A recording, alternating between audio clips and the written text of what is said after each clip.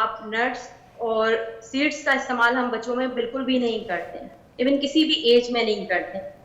सबसे पहले तो ग्रेविटी और नेचर को इंट्रोड्यूस कराना बहुत जरूरी है हाँ। कि बच्चों में एक इम्यून सिस्टम स्ट्रॉन्ग बने और वो इन सारी बीमारियों से लड़ सके। मारिया, मैं आपकी तरफ आता हूँ। फ़र्ज़ करें कि आप खुदा ना करे स्मॉग से मुतासर होते हैं और आप बीमार हो गए, फ़र्ज़ कीजिए, तो न्यूट्रिशनली आप क्या कर सकते हैं, क्या उनको दे सकते हैं कि वो ज़्यादा जल्दी से रिकवर कर जाएं, because you are what you take इन।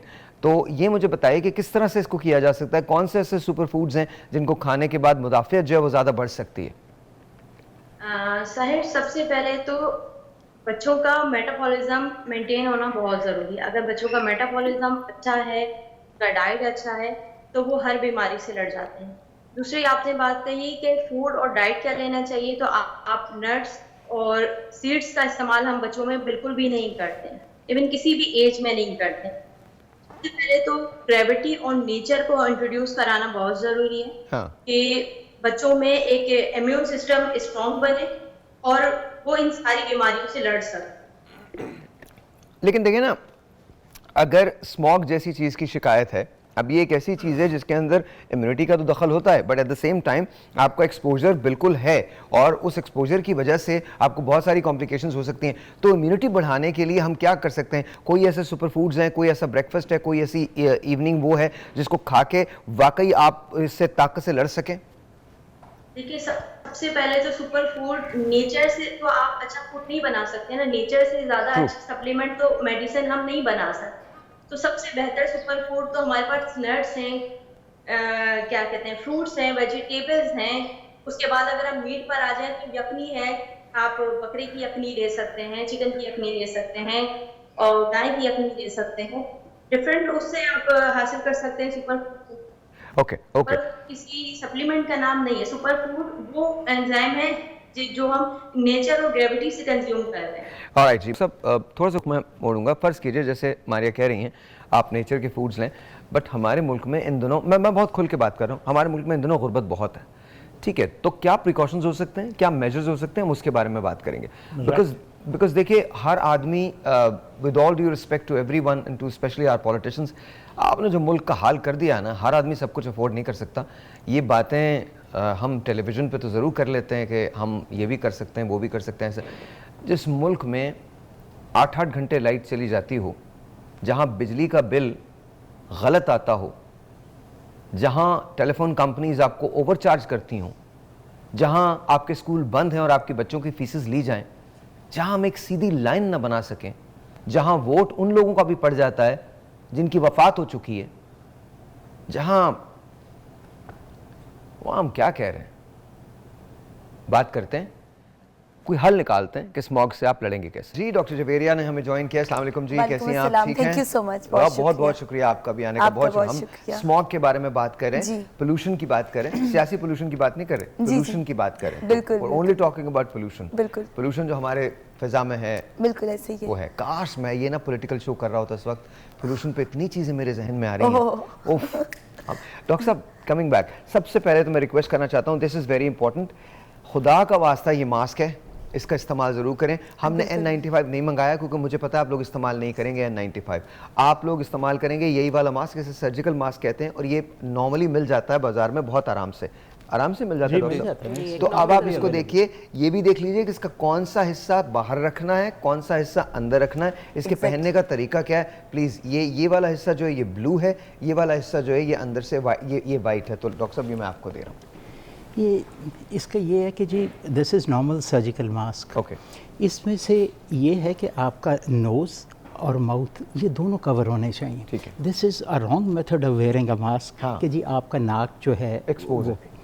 ये पुट इट लाइक दैट, इसको थोड़ा सा नीचे करें। ये सेंटर से आप दबाएंगे तो वो फिर बार बार नीचे नहीं होगा। ठीक है। और अगर आप नीचे से ऐसे दबा देंगे तो मुंह जो है वो भी आपका कवर हो जाएगा। सो पॉइंट है इसके जी, नाक आपका कवर हो और मुंह आपका कवर हो, दोनों चीज़ें कवर हो। अच्छा डॉक्टर साहब, एक बात है, क्या इसके अंदर कोई आगे या पीछे है, वाइट पहले आए या ब्लू पहले आए, कोई ऐसा है? नहीं, नथिंग। सिर्फ ये है कि जी जो कलर्ड साइड है हाँ। वो अंदर होनी चाहिए, कलर्ड साइड अंदर होनी चाहिए। उससे ये है कि जो बाहर के पोल्यूटेंट्स हैं वो आपकी तरफ नहीं आते। अच्छा डॉक्टर साहब, आपको पता है मोस्टली जो लोग गलती करते हैं वो ये करते हैं कलर्ड साइड आप बाहर रखते हैं।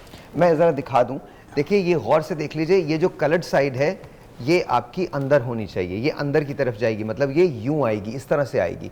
और ये वाली जो साइड है, जो वाइट साइड है, ये बाहर रहेगी। मैंने अक्सर लोगों को जो पहनते हुए देखा है वो यूं पहनते हुए देखा है। ये तरीका ठीक नहीं है, ये तरीका ठीक नहीं है। आपकी जो कलर्ड साइड है वो अंदर की तरफ होगी और जो वाइट साइड है वो बाहर की तरफ होगी। And it should cover both of the things, nose and throat, ताकि कोई चीज़ बाहर से अंदर जा ना सके। और ये भी सुन लीजिए, डॉक्टर साहब ने बड़ी अच्छी बात बताई है कि अक्सर लोग यहाँ पे रख लेते हैं मास्क को।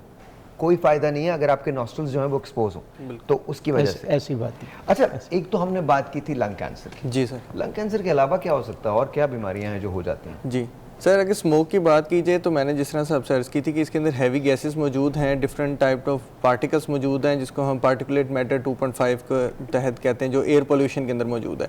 ये इतना छोटा है साइज़ इसका कि जब आप इसको इनहेल करते हो सांस के ज़रिए, जब ये अंदर जाता है तो लंग्स की जो सबसे डेप्थ एल्वियोलाई जिसको कहते हैं वहाँ तक ये जा सकता है, और वहाँ से ये इवन हमारे ब्लड स्ट्रीम में भी एंटर हो सकता है। Okay. अगर ये ब्लड स्ट्रीम में एंटर हो जाए, और जो लोग कोलेस्ट्रॉल के ऑलरेडी पेशेंट हैं, जिनको प्लाक्स ऑलरेडी मौजूद हैं कोलेस्ट्रॉल के उनके ब्लड वेसल्स के अंदर, और अगर वो बर्स्ट हो जाएं तो उनको हार्ट अटैक की भी ये शिकायत हो सकती है। यानी कि स्मोक की वजह से ये कार्डिक डिजीज़ जो हैं वो भी इन्हेंस हो जाती हैं, हार्ट अटैक जी बिल्कुल हो सकती हैं, कार्डियोवैस्कुलर डिजीज़ इन्हेंस हो जाती हैं, हार्ट अटैक हो सकता है, इवन सडन हार्ट फेलियर तक बात देखिए, जो सबसे पहला तरीक़ाकार होगा वो ये होगा, जब भी आप बाहर निकलें स्मोक की सूरत में, तो आप अपने चेहरे को कवर कर लें, अपने नॉस्ट्रल्स को, इसको कहीं ना कहीं थोड़ी बहुत तो बचत, आपको प्रिवेंशन तो मिलेगी उससे। बिल्कुल नहीं डेफिनेटली इससे जो बड़ी ज़्यादा जो पार्टिकल्स हैं वो रुक जाते हैं। हाँ हाँ। जो बहुत छोटे पार्टिकल्स हैं वो तो उसको तो शायद सर्जिकल मास्क जो है वो नॉर्मल ना रोक सके एक्सेप्ट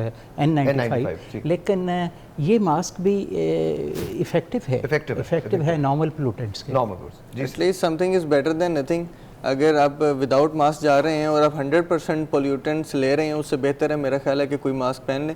अच्छा, और एक और चीज़, कार्डियोवैस्कुलर डिजीज़ के अलावा अगर मैं बात करूं तो स्मोक के अंदर ना टाइनी मैग्नेटिक पार्टिकल्स मौजूद होते हैं। Okay. मैग्नेटिक पार्टिकल्स क्या करते हैं कि जब ये हमारी ब्लड स्ट्रीम में जाते हैं या जब रेस्पिरेटरी ट्रैक्ट के थ्रू अंदर जाते हैं, तो एक अल्जाइमर्स डिजीज़ का अगर आपने कभी नाम सुना हो, अल्जाइमर्स डिजीज़, उसका अर्ली ऑनसेट हो जाता है। यानी कि ये बीमारी अमूमन वो है जो ट्रिगर कर देता है। जी, ट्रिगर करता है। ये अमूमन बीमारी वो है जो लेट एज में जाकर होती है, यानी 60 ईयर्स अबव जाके हमारे बुजुर्गों को ही अक्सर औकात ये भूलने की बीमारी, डिमेंशिया जिसको कहा जाता है, वो होती है। लेकिन स्मोक की वजह से इरिटेंट्स और टाइनी मैग्नेटिक पार्टिकल्स की वजह से वो अर्ली ऑनसेट हो जाती है, यानी कि बहुत कम उम्र में ही लोग भूलना शुरू कर देते हैं, बात भूलना शुरू कर देते हैं,